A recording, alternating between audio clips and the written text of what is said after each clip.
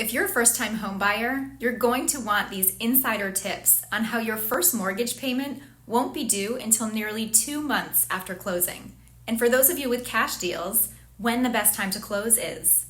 If you've been paying rent up until now, odds are you paid on the first of the month in advance for that month that you'd be living in the property.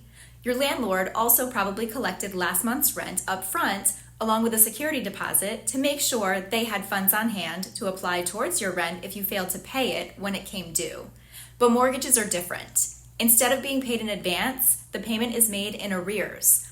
All this means is that when you make your payment, you're paying for the interest that accrued during the previous month.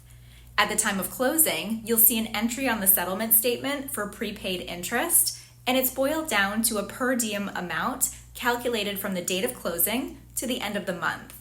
Therefore, when the first of the month comes, you've already paid the interest that accrued in the prior month, so no payment is due.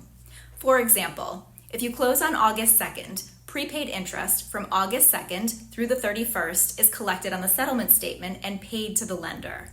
Come September 1st, no payment is due because that payment would have represented interest for the month of August. So your first payment to the lender isn't due until October 1st.